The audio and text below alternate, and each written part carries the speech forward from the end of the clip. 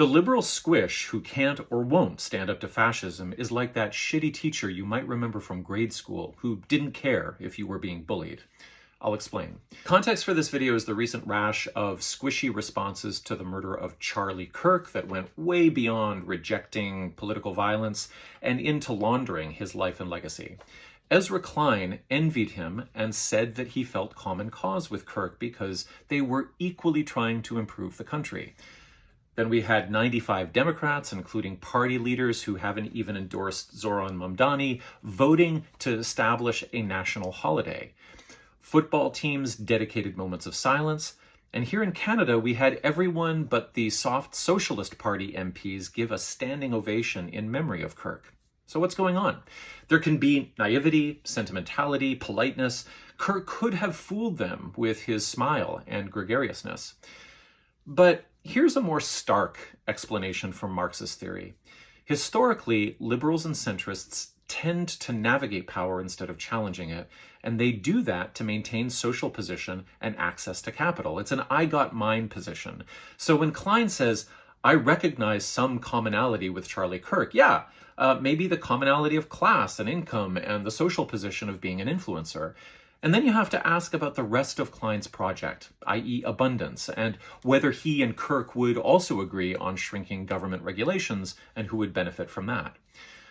The liberal centrist squish who will not take strong action against fascist ideas and violence is a perennial phenomenon.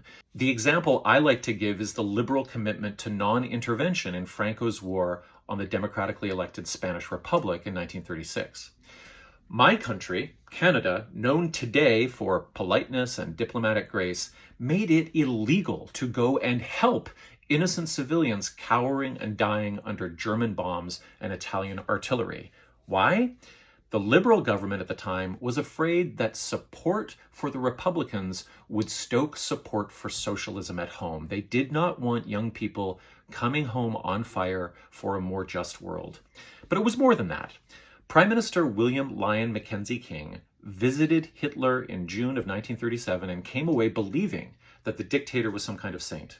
He's very nice, sweet, King wrote in his diary, and one could see how particularly humble folk would come to have a profound love for the man. As I talked with him, I could not but think of Joan of Arc. He is distinctly mystic. Total squish. By the way, about 1,600 young Canadians, communists and anarchists, some of them women, went anyway to fight with the international brigades under the Mackenzie Papineau Brigade. Half of them didn't come home. So I wrote this book that's coming out in April, thinking about being in dialogue with young people about this stuff and my own kids. And because squish is not the easiest idea, I use this analogy. It's based on how some teachers fail to stand up to bullies at school, so hopefully this resonates. Imagine the teacher who at first seems kind and helpful, but when push comes to shove, they've shown you that they won't really take care of you. They view their primary job as being about telling you that you need to put your chin up, buckle down, and adjust to the demands of the world, regardless of whether those demands are arbitrary or even cruel. They are not there to change the system, but to help it work with the least amount of complaining. They are there to add oil to the gears of the machine, even if it's grinding people up, because they believe that at least the machine is going in the right direction. This teacher is also aware of bullying in the classroom, and as the teacher, they should be the ones standing up to it. But do they? They might frown on the bullying. They might tap their classroom no bullying sign. They might hope it all goes away if everyone says the Pledge of Allegiance or a land acknowledgement. But they'll only intervene when the bullying crosses enough of a line to disrupt the function of the school, at which point things have changed. They don't seem to believe it is their responsibility to help change the school culture in which bullying happens, because they assume bullying is just part of human nature and everyone should just adjust to it. Bullying and cruelty is not something the teacher has to think about much because it doesn't impact them personally. Even if they themselves were bullied in school, they got over it without any help, so why shouldn't you? And if you asked for accommodations or system changes today, they will look at you as if you are spoiled or self-centered. They didn't need any accommodations back in their day. None were available, and it wouldn't have occurred to them to ask. So, their primary strategy is to tell you to toughen up and do your work just like everyone else. They will not go very far out of their way to protect you or anybody who is marginalized, because they trust the general system to do that. And if they get the feeling that the system won't protect scapegoats, they console themselves with being moderately protected within that system themselves, whether that's ultimately true or not.